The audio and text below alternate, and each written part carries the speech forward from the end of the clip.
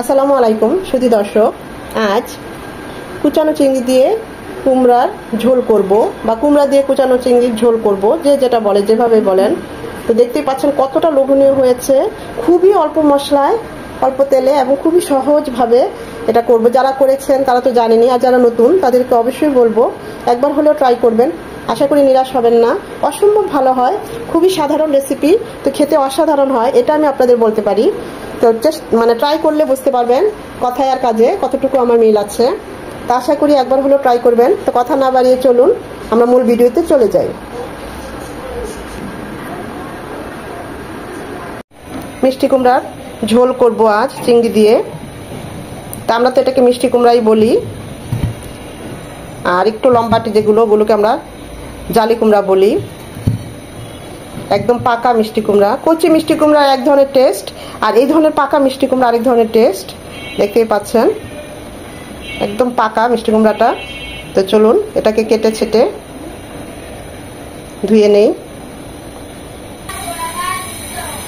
যদি শক্ত বা আমরা এটাকে বাত্তি বা শক্ত বিচি বলি, এগুলো যদি শক্ত বা বাত্তি থাকে, এগুলো যদি আপনারা টবে বারান্দা থাকে টব থাকে লাগান, খুব ভালো হয়। আমি কিন্তু আমার বারান্দায় প্রায় এই ধরনের লাগাই, লাউ বা এই ধরনেরই, এবং হয় খুব সুন্দরভাবে হয়। মিষ্টি কুমড়া গুলোকে ছিলে ছোট ছোট টুকরো করে নেব। মিষ্টি কুমড়ার ভাজি এক ধরনের স্বাদ, মিষ্টি কুমড়ার ঝোল আরেক ধরনের স্বাদ, মাছ দিয়ে মিষ্টি কুমড়া রান্না করলে আরেক ধরনের স্বাদ, আবার এভাবে চাকচাক করেও ভেজে নিলে আরেক ধরনের স্বাদ। আর অবশ্যই এই যে সফট এই জায়গাগুলো ভালোভাবে পরিষ্কার করে নিতে হবে, কিন্তু খেতে ভালো লাগবে না। এরকম ছোট ছোট করে কেটে নিয়েছে। যেহেতু আমার ছোট চিংড়ি মানে গুঁড়ো চিংড়ি, কুচানো চিংড়ি, বড় চিংড়ি হলেও আর একটু বড় করে কাটলেও হতো। দুটো পেঁয়াজ কুচিয়ে নিয়েছি, এখানে পেঁয়াজ বেশি লাগে না, রসুন কুচি কেটে নেব। কুচানো চিংড়ি দিয়ে কুমড়োর ঝোল করব, তাই প্যানে দিয়ে দিচ্ছি সর্ষের তেল 2 চামচ। তেলটা গরম হয়ে এসেছে, ফোড়নের জন্য দিয়ে দিচ্ছি 3টা শুকনো মরিচ আর 1/2 চামচ কালো জিরে। এটা 1 মিনিট হবে। দিয়ে দিব একটা, এখানে আমি 2টো পেঁয়াজ কুচি করে নিয়েছি, এত পেঁয়াজ লাগবে না, আমি একটা পেঁয়াজ দেব। পেঁয়াজের পরিমাণটা এখানে খুবই কম যাবে।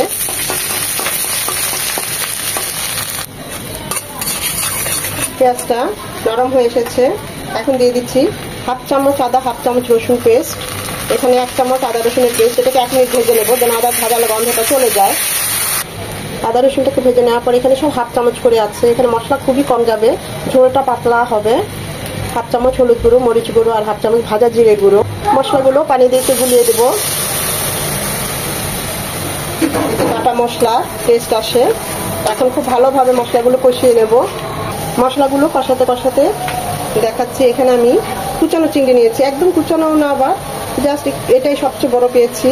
আর এই চিংড়িগুলো যে কোনো ভাজি, করলা ভাজি, চিচিঙ্গা ভাজি, যে কোনো ভাজিতে আপনারা দেন না কেন, খেতে অসম্ভব মজা হয়, যদিও করতে বাঁচতে একটু সমস্যা হয়। তো আমি এই ধরনের চিংড়ি নিয়েছি, বেছে টেছে নিয়ে ভালোভাবে ধুয়ে পরিষ্কার করে পানিটা ছড়িয়ে নিয়েছি। সামান্য একটু হলুদ গুঁড়ো, একটু লবণ দিয়ে মাখিয়ে নেব। মশলাটা কষানো হয়ে গিয়েছে, চিংড়িগুলো দিয়ে দিব। এখানে বড় চিংড়ি দিতেও পারেন, সেক্ষেত্রে খুব ভালো হয়। হাতের কাছে যেটা থাকে, আমি আমার হাতের কাছে এটাই ছিল, আমি এটা দিয়েই আজ এটা করছি। এটা 3-4 মিনিট কষিয়ে নেব। 3-4 মিনিট চিংড়িগুলো কষিয়ে নেওয়ার পর এখানে আমরা যে কুমড়াগুলো কেটে পানিটা ছড়িয়ে নিয়েছি ধুয়ে, সেটা দিয়ে দিলাম। চিংড়ির সাথে কুমড়াগুলোকেও 2-3 মিনিট কষিয়ে নেব মশলা সমেত। এই রেসিপিতে যারা একদম নিরামিষ ভুজি, তারা যদি চিংড়িটা দিতে নাও চান, শুধু এইভাবে কুমড়াটা ঝোল করেন, সেটাও খেতে অসম্ভব ভালো হয়। আবার একদম ভাজি ভাজি এরকম শুকনো শুকনো করলেও কুমড়ার সাথে এই চিংড়িটা ভালো লাগবে। আসলে কুমড়া দিয়ে যেভাবে আমরা রান্না করি না কেন, যে কোনো মাছই রান্না করি না কেন, অসম্ভব ভালো হয় খেতে। 3-4 মিনিট কষিয়ে নেব। 3-4 মিনিট কষিয়ে নেওয়ার পর কুমড়া থেকে কিন্তু পানি ছাড়বে, দেখতে পাচ্ছেন পানিটা ছাড়তে শুরু করেছে।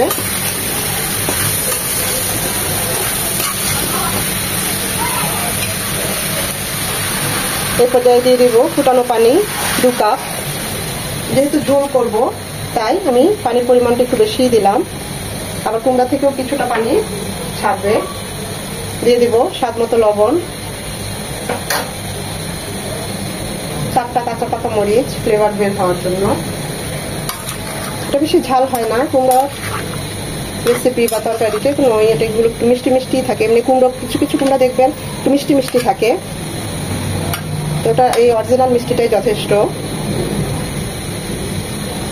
ঝাল হলে গলা বুক জ্বলে, এটা খেতে ভালো লাগে না। কুমড়াটা সিদ্ধ হওয়া পর্যন্ত রান্না করব।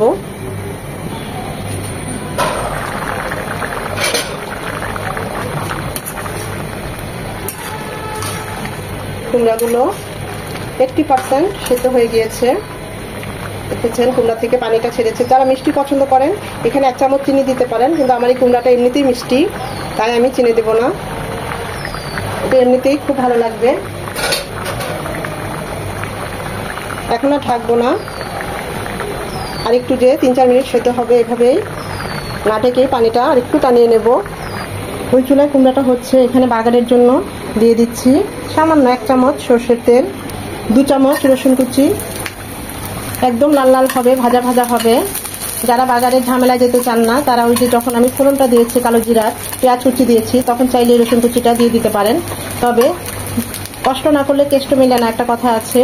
এই রসুনের বাগারটা যখন দিবেন, এই ভাজা রসুনের এতটা সুন্দর একটা ফ্লেভার চলে আসবে, আর খেতেও যে অসম্ভব একটা ভালো লাগা কাজ করবে, এটা বলে বোঝানো যাবে না। যখন আপনারা এভাবে করে খাবেন দেখবেন যে হ্যাঁ, এটা রসুনের বাগারের আবেদনই আলাদা।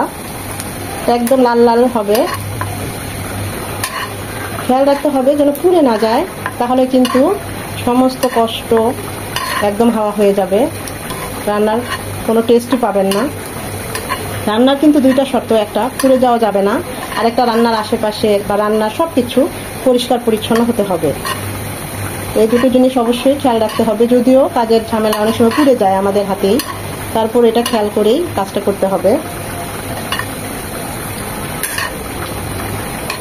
এবং খুব সুন্দর একটা রসুনের ফ্লেভার চলে এসেছে, এরকম লাল লাল হবে আর ফ্লেভারটা বের হবে।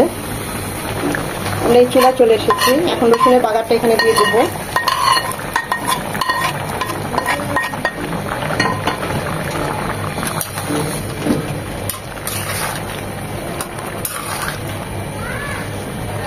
আমাদের কুমড়াগুলো একদম সিদ্ধ হয়ে গিয়েছে, দেখতেই পাচ্ছেন।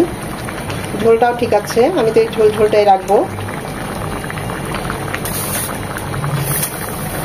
যেহেতু কালো জিরার ফোড়ন দিয়েছি তাই এখানে ধনে পাতা কুচি দিলাম না, তাহলে কালো জিরার যে অরিজিনাল ফ্লেভারটা ধনে পাতার ফ্লেভারের জন্য নষ্ট হয়ে যাবে, তাই আমি এটা এভাবেই রাখবো। চুলাটা অফ করে দিয়েছি। অসম্ভব ভালো হয় এভাবে কুমড়োর ঝোল করলে, অসম্ভব ভালো হয়। গরম ভাত দিয়ে, রুটি দিয়ে, পরোটা দিয়ে, সবকিছু দিয়ে এটা খাওয়া যায়। কত সহজেই অল্প মশলায় খুবই তাড়াতাড়ি ঝটপটে আমাদের এই রেসিপিটা হয়ে গেল। দেখতেই পাচ্ছেন কতটা লোভনীয় হয়েছে। একবার হলেও ট্রাই করবেন, এটা আপনাদের কাছে আমার একটা রিকোয়েস্ট থাকবে। এই সিম্পল রেসিপিটা দেখবেন বারবার এভাবেই করে খেতে ইচ্ছে করবে। কতটা লোভনীয় হয়েছে, লুকসটাও কত সুন্দর এসেছে। খুবই অল্প মশলা এবং অল্প তেলে এই রেসিপিটা হয়। এত সিম্পল রান্নাও যে এত ভালো হয়, না করলে বুঝবেন না। অবশ্যই এটা একবার ট্রাই করবেন, আর ট্রাই করে কমেন্ট করে আমাকে জানাবেন কেমন হয়েছে। আশা করি ভিডিওটা দেখে আপনাদের ভালো লেগেছে। আর যদি ভালো লেগে থাকে অবশ্যই একটা লাইক দিবেন, বেশি বেশি করে শেয়ার করে দিবেন আত্মীয় স্বজনের মাঝে, সব ফ্রেন্ডস ফ্যামিলির মাঝে, যেন তারাও দেখার সুযোগ পায়। আর এই ঝোলটা কিন্তু এরকমই হবে, একটু পাতলা টাইপের হবে, এটা কিন্তু ঘন হবে না। এটাই খেতে একটু অসম্ভব মজা। কত সুন্দর যে একটা কুমড়োর গন্ধ চলে এসেছে আর চিংড়ির, সেটা আপনাদের বোঝাতে পারবো না। বড় চিংড়ি দিয়ে করলেও খুব ভালো হয়, বা বড় মাছ দিয়েও যদি এভাবে কুমড়োর ঝোল করেন দেখবেন অসম্ভব মজা হয়।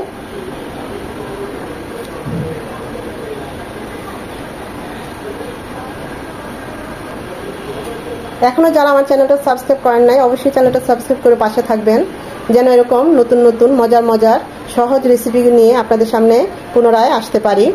আর এতক্ষণ যারা ধৈর্য ধরে আমার এই ভিডিওটা দেখেছেন তাদের সবাইকে অসংখ্য ধন্যবাদ। ভিডিওটা যদি পুরো দেখে থাকেন অবশ্যই একটা লাইক দিবেন, কারণ এই লাইকটা পরবর্তী ভিডিও করতে আমাকে উৎসাহিত করে, সাহায্য করে।